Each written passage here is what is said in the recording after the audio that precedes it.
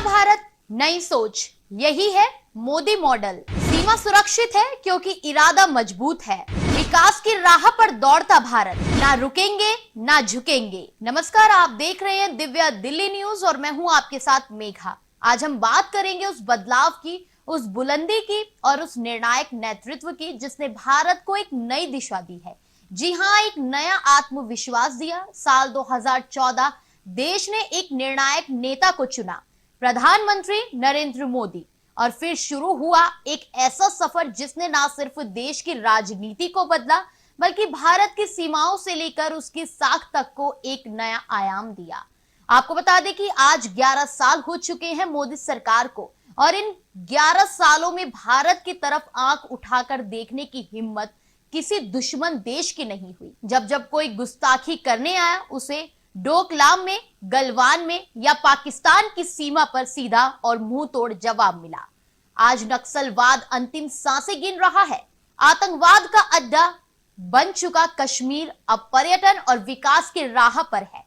सेना का मनोबल आसमान छू रहा है और देश का नागरिक गर्व से सिर उठाकर कहता है, ये नया भारत है, ये झुकता नहीं। तो आइए आज के इस खास शो में जानते हैं मोदी सरकार के इन 11 सालों में भारत कितना बदला, कहां से कहां पहुंचा और आने वाले वर्षों में देश की दिशा क्या होगी। प्रधानमंत्री नरेंद्र मोदी के तीसरे कार्यकाल का 1 साल आज यानी 9 जून को पूरा हो रहा है। इस तरह से उनकी सरकार के 11 साल पूरे हो गए। ऐसे में बीजेपी इसे बड़े लेवल पर सेलिब्रेट कर रही है। मगर सबसे बड़ा सवाल यह है कि इन 11 सालों में भारत कितना बदला।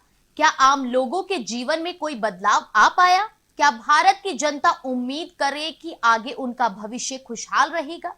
इन सवालों के जवाब जानने से पहले जानिए देश के महत्वपूर्ण लोग और दुनिया मोदी सरकार के 11 सालों पर क्या कहती है। पहले जानते हैं श्री श्री रविशंकर ने क्या कहा। आपको बता दें कि आर्ट ऑफ लिविंग के संस्थापक श्री श्री रविशंकर ने मोदी सरकार की तारीफ करते हुए कहा कि कश्मीर घाटी की ट्रेन का सपना अब साकार हुआ है।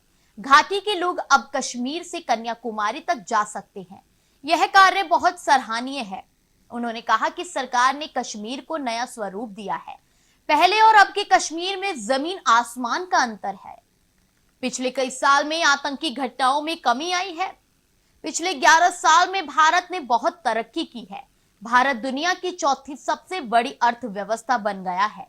अब सैयद नसीरुद्दीन चिश्ती ने क्या कहा, चलिए जानते हैं। अजमेर दरगाह प्रमुख के उत्तराधिकारी और ऑल इंडिया सूफी सज्जादानशीन काउंसिल के चेयरमैन सैयद नसीरुद्दीन चिश्ती ने कहा कि पिछली सरकारों में मुसलमान एक वोट बैंक थे। उनके उत्थान को लेकर बड़ी बड़ी बातें होती थी, लेकिन कोई सार्थक कदम नहीं उठाया गया। प्रधानमंत्री नरेंद्र मोदी ने वोट बैंक की राजनीति का खात्मा किया। जो भी योजनाएं आती हैं भारत सरकार की, वे बिना जाति धर्म के आती हैं और देशवासियों के लिए आती हैं, उसमें सभी लाभ उठाते हैं। अब जानते हैं सुभाष घई ने क्या कहा। मशहूर फिल्म निर्माता निर्देशक सुभाष घई ने कहा कि पीएम मोदी ने पिछले 11 सालों में न केवल देश के लिए विकास के रास्ते खोले, बल्कि लोगों की सोच को भी सकारात्मक बनाया। घई ने कहा कि मोदी सरकार ने देश को देशभक्ति और आत्मविश्वास से भर दिया है। पीएम मोदी सिर्फ देश का विकास नहीं चाहते, बल्कि वे लोगों की सोच बदलना चाहते हैं। वे राष्ट्र को और भी मजबूत बनाना चाहते हैं, जो मुझे बहुत पसंद आया। इन 11 सालों में बुनियादी ढांचे, तकनीक, रक्षा और शिक्षा जैसे क्षेत्रों में प्रगति हुई है।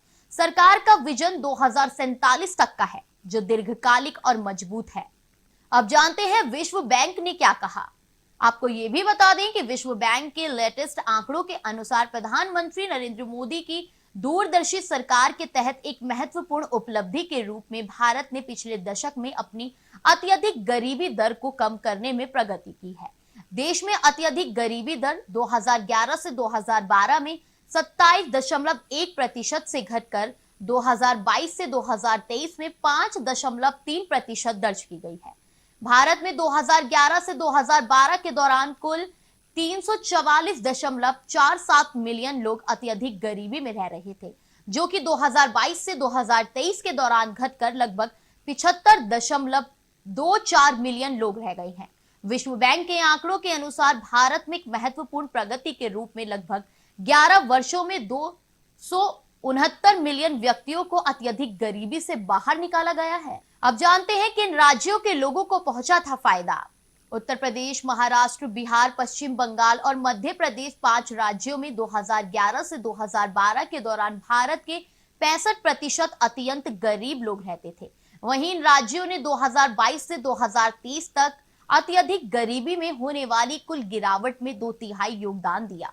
विश्व बैंक के नवीनतम आंकड़ों से पता चलता है कि पूर्ण रूप से अत्यधिक गरीबी में रहने वाले लोगों की संख्या 344.47 मिलियन से घटकर केवल 75.24 मिलियन रह गई है। विश्व बैंक का आंकलन $3.00 प्रतिदिन की अंतर्राष्ट्रीय गरीबी रेखा 2021 की कीमतों का उपयोग कर आधारित है, जो कि ग्रामीण और शहरी दोनों क्षेत्रों में व्यापक कमी दर्शाता है।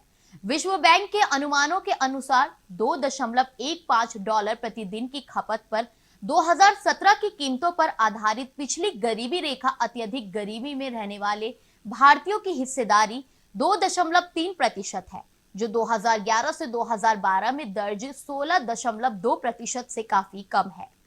अब बात करते हैं किन योजनाओं से कम हुई थी गरीबी। विश्व बैंक के अनुसार पीएम आवास योजना, पीएम उज्ज्वला योजना, जन धन योजना और आयुष्मान भारत जैसी पहलों ने आवास, स्वच्छ खाना पकाने के ईंधन, बैंकिंग और स्वास्थ्य सेवा तक पहुंच को बढ़ाया है। आपको बता दें कि प्रत्यक्ष लाभ हस्तांतरण, डीबीटी डिजिटल समावेशन और मजबूत ग्रामीण इंफ्रास्ट्रक्चर ने पारदर्शिता और अंतिम छोर तक लाभों की तेजी से डिलीवरी सुनिश्चित की है, जिससे 25 करोड़ से अधिक लोगों को गरीबी से उभरने में मदद मिली है। ये तो सुप्रसिद्ध लोगों और वर्ल्ड बैंक की अब तक आपने बात सुनी, मगर अब आपको मोदी सरकार की ऐसी योजनाओं के बारे में बताएंगे जिनके जरिए भारत में बड़े बदलाव आए। वर्षों से चल रही जिंदगी दौड़ पड़ी और 11 सालों बाद अब लगता है कि क्या पहले कभी ऐसा भी होता था। कई चीजें बाजार में बिकना ही बंद हो गई, कारण मोदी सरकार के आने के बाद उनकी जरूरत ही नहीं रह गई। पहले जानते हैं कौन सी चीजें बना दी इतिहास। एक समय था जब हर घर में कम से कम एक तो लालटेन हुआ करता था। मिट्टी का तेल यानी केरोसिन तेल भी रखा रहता था, कारण बिजली का आना कम और जाना ज्यादा लगा रहता था। देश की राजधानी दिल्ली सहित देश भर में जमकर बिजली कटौती होती थी। कई कई दिनों तक बिजली गुल रहती थी। देश के कई ग्रामीण इलाकों में तो बिजली के तार तक नहीं पहुंचे थे। ऐसे में नरेंद्र मोदी जब 2014 के लोकसभा चुनाव में प्रचार के लिए उतरे तो उन्होंने इसे भी मुद्दा बनाया। उन्होंने 24 घंटे बिजली देने का सपना लोगों को दिखाया। आज भारत के 100% इलाकों में बिजली पहुंच चुकी है। बिजली के आने जाने का खेल भी खत्म हो गया है। अब कटौती होती भी है तो किसी खराबी के कारण या ओवरलोड होने के कारण। इस बदलाव का वाहक बनी दीनदयाल उपाध्याय ग्राम ज्योति योजना। देश में बेटियों के जन्म पर मातम सा माहौल घर में हो जाता था। अमीर से अमीर आदमी बेटी के जन्म लेने पर दुखी रहता था। कई तो गर्भ में ही बेटियों को मार देते थे। जन्म लेने पर उनका लालन पालन तो किसी तरह कर दिया जाता था, मगर ज्यादातर परिवारों की मानसिकता यही रहती थी कि थोड़ा बहुत पढ़ा लिखा कर बेटी की शादी कर दी जाए। 22 जनवरी 2015 को पीएम मोदी ने इस योजना की शुरुआत की तो ये जन आंदोलन बन गया। पीएम मोदी ने आम लोगों को अपनी सोच बदलने पर मजबूर कर दिया। आज 100% तो नहीं, मगर इस योजना के आने के बाद बेटियों को हर परिवार में बेटी की तरह ही पढ़ाया जाने लगा है। गर्भ में मारने की घटनाओं में भी काफी कमी आई है। सामाजिक स्तर पर यह बदलाव आसानी से महसूस किया जाने लगा है। भारत के हर राज्य में बड़ी संख्या में लोग शौच करने बाहर ही जाते थे। घर में शौचालय नहीं होते थे। ग्रामीण क्षेत्रों में बाहर शौच पर जाना आम बात होती थी। पीएम मोदी ने 2 अक्टूबर 2014 को स्वच्छ भारत अभियान की शुरुआत की। पीएम मोदी ने लोगों को समझाया कि बाहर शौच करना ना सिर्फ गंदगी फैलाना है, बल्कि ये स्वास्थ्य के लिए भी ठीक नहीं है। सरकार ने शौचालय बनवाने के लिए फंड देना शुरू किया। विश्व स्वास्थ्य संगठन की रिपोर्ट के अनुसार सरकार के स्वच्छ भारत मिशन के तहत उठाए गए कदमों से देश में 3 लाख बच्चों की जान बचाई गई है। फरवरी 2025 में जल शक्ति मंत्री सीआर पाटिल ने राज्यसभा में ये जानकारी दी कि मंत्री ने बताया कि सरकार की खुले में शौच से मुक्ति ओडीएफ की नीति के तहत देश भर में करीब 12 करोड़ शौचालय बनाए गए हैं और अब तक 60 करोड़ लोगों को इस योजना का लाभ मिला है। भारत में सड़कों, पार्कों में कूड़ा फेंकना लोगों की आदत में शुमार था। यहाँ तक कि ऐतिहासिक स्थलों, ट्रेनों और अन्य स्थानों पर भी कुछ ऐसा ही देखने को मिलता था। गंदा कर देना जायज मान लिया गया था। पीएम मोदी ने इसके लिए भी जन जागरण चलाया। स्वच्छ भारत अभियान के तहत खुद झाड़ू लेकर सड़कों पर उतर गए। देखते ही देखते सभी मंत्री, मुख्यमंत्री और अधिकारी भी सफाई को लेकर सतर्कता बरतने लगे। ये भी जन आंदोलन बन गया। धीरे धीरे सड़क, पार्क से लेकर गली, मोहल्ले और गांव भी साफ होने लगे। अब कोई कूड़ा फेंकता है तो लोग टोकने लगे हैं। इसी के साथ पीएम मोदी ने पौधे लगाने के लिए भी लोगों को प्रेरित किया और बड़ी संख्या में लोग पौधे भी लगाने लगे। 2014 से पहले देश में ज्यादातर लोगों के पास गैस कनेक्शन नहीं था। ज्यादातर घरों में चूल्हे पर लकड़ी या कोयला जलाकर खाना पकता था। इससे खाना बनाने वाली मां बहनों को गंभीर बीमारियों का सामना करना पड़ता था। मगर इस पर सरकार क्या उनके परिवार वालों ने भी कभी ध्यान नहीं दिया। मगर पीएम मोदी ने इस पर ध्यान दिया। 1 मई 2016 को प्रधानमंत्री उज्ज्वला योजना शुरू की। गरीब महिलाओं को मुफ्त एलपीजी गैस कनेक्शन, ग्रामीण और आर्थिक रूप से कमजोर परिवारों की महिलाओं को धुएं से मुक्त रसोई और बेहतर स्वास्थ्य सुविधा देना इस योजना का मुख्य उद्देश्य है। इसके अंतर्गत सरकार महिलाओं को फ्री गैस कनेक्शन, एक गैस चूल्हा और पहली गैस रिफिल मुफ्त देती है। उज्ज्वला योजना के तहत 10 करोड़ से अधिक रसोई गैस कनेक्शन दिए जा चुके हैं। ये भी बड़ा बदलाव था। 1 जुलाई 2015 को पीएम मोदी ने डिजिटल इंडिया की शुरुआत की। तब गांव तो क्या, शहर के लोगों को भी एहसास नहीं था कि आने वाले सालों में क्या होने जा रहा है। इंटरनेट पहले से मौजूद था, मगर ये बहुत कम लोग इस्तेमाल किया करते थे। सरकार से लेकर आम आदमी का सारा काम कागजों, फाइलों और आमने सामने संवाद पर टिका था। पैसों का लेन देन ज्यादातर कैश या फिर चेक या ड्राफ्ट के माध्यम से होता था। सरकारी योजनाओं का भी सारा धन चेक या कैश के माध्यम से ही लोगों तक पहुंचता था। इसके चलते भ्रष्टाचार चरम पर था, पारदर्शिता की कमी थी और हर काम के लिए भाग दौड़ करनी पड़ती थी। बिजली का बिल जमा करना है तो दफ्तर जाओ, फोन रिचार्ज करना है तो दुकान जाओ, राशन खरीदना है तो भी दुकान जाओ, और सब कुछ कैश यानी नगद। डिजिटल इंडिया की ही देन है कि आज हर घर में या कहीं हर हाथ में मोबाइल और हर मोबाइल में इंटरनेट पहुंचा तो गलत नहीं होगा। गांव में भी लोग अब डिजिटल पेमेंट कर रहे हैं। सभी तरह का सरकारी फंड सीधे लोगों के खाते में पहुंच रहा है। किसी भी तरह का बिल जमा करना हो, अब सरकारी दफ्तर जाने का झंझट नहीं। हर कोई डिजिटल पेमेंट कर रहा है। शिकायतें भी अधिकारी की करनी है तो डिजिटल पर कर दीजिए। यहाँ तक कि सब्जी खरीद कर और रिक्शे की सवारी कर भी भारत में डिजिटल पेमेंट किया जा सकता है। ये ऐसा बदलाव है जो अब तक अमेरिका और ब्रिटेन जैसे देश भी नहीं कर पाए। ऐसी डिजिटल क्रांति वहां भी अब तक नहीं हुई। जनधन योजना के जरिए बैंकों में खाते खुलवाना भी इसी से जुड़ा है। अब बात करते हैं मोदी सरकार ने कैसे किया भारत का निर्माण। प्रधानमंत्री मोदी के नेतृत्व में देश में मंदिरों की गलियारों और तीर्थ स्थलों का अभूतपूर्व पूर्ण विकास हुआ है। काशी विश्वनाथ कॉरिडोर, महाकाल लोक उज्जैन, मां कामाख्या मंदिर, राम मंदिर अयोध्या, केदारनाथ धाम और जूना सोमनाथ मंदिर के जीर्णोद्धार से भारत की आध्यात्मिक आत्मा को एक नई ऊर्जा मिली है। ये परियोजनाएं धार्मिक भावनाओं के लिए महत्वपूर्ण होने के साथ साथ स्थानीय अर्थव्यवस्था और पर्यटन को भी प्रोत्साहित कर रही है। तीर्थ यात्रा को सुगम बनाने के लिए सरकार ने 4 धाम राजमार्ग परियोजना, हेमकुंड साहिब रोपवे और बौद्ध सर्किट विकास जैसी योजनाएं शुरू की हैं। करतारपुर कॉरिडोर ने भारत पाक सीमा पर स्थित गुरुद्वारा दरबार साहिब को भारतीय सिखों के लिए सुलभ बनाया है। भारत की समावेशी सांस्कृतिक पहचान को ध्यान में रखते हुए प्रसाद योजना के तहत मस्जिदों, चर्चों और अन्य धर्मों के पूजा स्थलों का भी पूर्ण विकास किया गया है। स्वदेश दर्शन और हृदय योजनाओं के माध्यम से पर्यटन एवं विरासत शहरों के विकास में समग्र निवेश किया गया है। इस समग्र विकास का परिणाम ये है कि 2024 में भारत में 9.66 मिलियन विदेशी पर्यटक आए हैं और देश ने 2,77,842 करोड़ रुपए की विदेशी मुद्रा की आय अर्जित की। भारत की खोई हुई धरोहरों को वापस लाने के अभियान ने भी गति पकड़ी है। आपको बता दें कि 2013 से पहले विदेश से भारत को केवल 13 चोरी की गई प्राचीन वस्तुएं वापस की गई थी। हालांकि 2014 के बाद से अब तक 642 प्राचीन वस्तुएं विभिन्न चरणों में भारत लौटाई गई हैं, जिनमें से अकेले अमेरिका से 578 कलाकृतियां लौटी हैं। ये एक ऐतिहासिक उपलब्धि है। भारत के राष्ट्र निर्माताओं को उचित सम्मान देने की दिशा में भी कई उल्लेखनीय कदम उठाए गए हैं।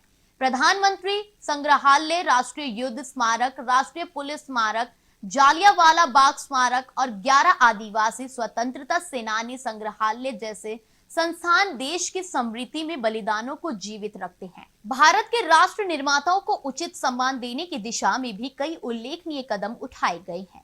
प्रधानमंत्री संग्रहालय, राष्ट्रीय युद्ध स्मारक, राष्ट्रीय पुलिस स्मारक, जालियांवाला बाग स्मारक और 11 आदिवासी स्वतंत्रता सेनानी संग्रहालय जैसे संस्थान देश की समृद्धि में बलिदानों को जीवित रखते हैं। भारत मंडपम और नया संसद भवन भारत की सांस्कृतिक विरासत और लोकतांत्रिक मूल्यों के प्रतीक बनकर उभरे हैं।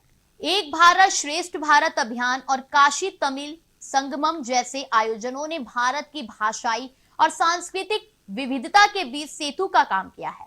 महाकुंभ 2025 का आयोजन, जिसमें एक महीने में 66 करोड़ से अधिक श्रद्धालु शामिल हुए, इस बात का प्रमाण है कि भारत में आध्यात्मिक एकता कितनी गहराई से रची बसी है।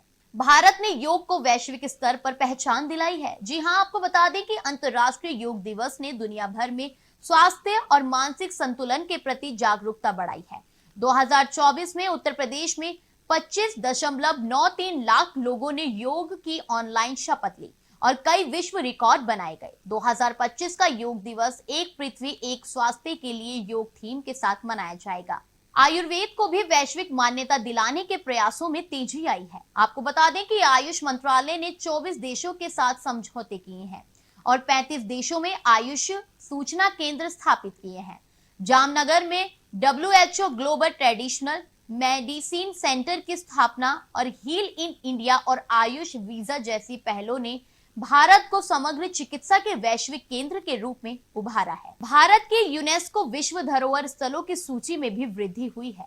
जुलाई 2024 में असम के मोइदम्स को इस सूची में शामिल किया गया, जिससे अब भारत के पास 43 यूनेस्को विश्व धरोहर स्थल है। अब जानते हैं मोदी सरकार ने किसका किया विकास। मोदी सरकार ने सड़क निर्माण और राजमार्ग विकास पर विशेष ध्यान दिया है। उन्होंने प्रधानमंत्री ग्रामीण सड़क योजना के तहत गांवों में सड़क निर्माण के लिए बड़े पैमाने पर काम किया है। भारतीय रेलवे का आधुनिकीकरण किया गया है, जिसमें रेलवे स्टेशनों और ट्रेनों का नवीनीकरण शामिल है। वंदे भारत एक्सप्रेस जैसी आधुनिक ट्रेनें शुरू की गई हैं, जो यात्रा को अधिक आरामदायक और तेज बनाती हैं। कई नए एयरपोर्ट का विकास किया गया है और मौजूदा एयरपोर्ट्स का नवीनीकरण किया गया है, ताकि यात्रियों को बेहतर सुविधाएं मिल सके। प्रधानमंत्री किसान सम्मान निधि के तहत 12 करोड़ से अधिक किसानों को प्रतिवर्ष 6,000 रुपए की आर्थिक सहायता दी जा रही है। सॉइल हेल्थ कार्ड योजना के तहत किसानों को मिट्टी की गुणवत्ता की जानकारी देने के लिए सॉइल हेल्थ कार्ड योजना शुरू की गई है। आयुष्मान भारत योजना के तहत 50 करोड़ से अधिक लोगों को 5 लाख रुपए तक का मुफ्त इलाज देने वाली स्वास्थ्य बीमा योजना शुरू की गई। इसी तरह मोदी सरकार की फ्री राशन योजना चलाती है, जिसे प्रधानमंत्री गरीब कल्याण अन्न योजना के नाम से जाना जाता है। इसका उद्देश्य देश के गरीब वर्गों को मुफ्त खाद्यान्न प्रदान करना है। इस योजना के तहत सरकार 80 करोड़ से अधिक लोगों को प्रति व्यक्ति 5 किलो मुफ्त अनाज प्रदान करती है। अब जानते हैं सेना के लिए मोदी सरकार ने क्या किया। सरकार ने रक्षा क्षेत्र में आत्मनिर्भरता को बढ़ावा देने के लिए कई सुधार और नीतियां शुरू की है। इसका उद्देश्य विदेशी हथियारों पर निर्भरता कम करना और स्वदेशी क्षमताओं का विकास करना है। सरकार ने रक्षा खरीद नीति में बदलाव किया है, ताकि घरेलू विनिर्माण को बढ़ावा मिले और आयात पर निर्भरता कम हो। सेना को उन्नत हथियार और उपकरण प्रदान किए जा रहे हैं, जैसे कि K9 व्रज की स्वचालित howitzer M777, ultra light howitzer और AK-203, INS विक्रांत जैसे स्वदेश विनिर्मित विमान वाहक पोत और INS नीलगिरी जैसे स्टेल्थ फ्रिगेट शामिल किए गए हैं। राफेल लड़ाकू विमानों और लाइट कॉम्बैक्ट एयरक्राफ्ट LCA तेजस को शामिल किया गया है। सरकार ने साइबर और अंतरिक्ष युद्ध के क्षेत्र में भी प्रगति की है, जिसमें रक्षा साइबर एजेंसी और रक्षा अंतरिक्ष एजेंसी की स्थापना शामिल है। अब बात करते हैं अंतरिक्ष में मोदी सरकार ने क्या किया। 2017 में इसरो ने एक ही रॉकेट में 104 उपग्रहों का प्रक्षेपण कर विश्व रिकॉर्ड बनाया। 2019 में भारत ने अपना दूसरा चंद्र मिशन चंद्रयान 2 लॉन्च किया, जिसमें एक ऑर्बिटर, लैंडर और रोवर शामिल थे। भारत सरकार ने गगनयान मिशन को मंजूरी दी है, जिसका उद्देश्य 2025 तक भारतीय अंतरिक्ष यात्रियों को अंतरिक्ष में भेजना है। भारत का लक्ष्य 2050 तक अपना खुद का स्पेस स्टेशन विकसित करना है। भारत ने अंतरिक्ष प्रौद्योगिकी के क्षेत्र में स्वदेशी तकनीक को बढ़ावा देने पर ध्यान केंद्रित किया है, जिससे देश की आत्मनिर्भरता बढ़ रही है। तो ये थे वो 11 साल, एक ऐसा दौर जिसने भारत को सिर्फ बदला नहीं, बल्कि उसे आत्मनिर्भर, आत्मविश्वासी और वैश्विक मंच पर सशक्त बनाकर खड़ा किया। जहां कभी भारत की सीमाएं असुरक्षित मानी जाती थी, वहां अब दुश्मन 2 बार सोचता है। जहां कभी आतंक और नक्सलवाद सिर उठाते थे, वहां अब विकास, स्थिरता और शांति की बयार बह रही है। ये सिर्फ सरकार का काम नहीं, ये हम सबकी सामूहिक यात्रा है। भारत की 140 करोड़ की जनता की आकांक्षाओं की कहानी है। आने वाले साल और भी निर्णायक होंगे, क्योंकि नया भारत सिर्फ विकसित भारत नहीं बन रहा, बल्कि वह भारत बन रहा है जो दुनिया के नेतृत्व देने की क्षमता रखता है। इसी उम्मीद, इसी विश्वास और एक बुलंद भारत के सपने के साथ मुझे दीजिए इजाजत। फिर मिलेंगे एक नए विषय, एक नई सोच और एक नई ऊर्जा के साथ। तब तक के लिए देखते रहिए दिव्या दिल्ली न्यूज। जानने के लिए अभी टाइप करें दिव्य दिल्ली न्यूज। नीचे दिए गए सब्सक्राइब बटन को दबाएं और नोटिफिकेशन के लिए दिए गए बेल आइकन को क्लिक करें। हमारे वीडियोस को लाइक, शेयर और कमेंट करना ना भूलें।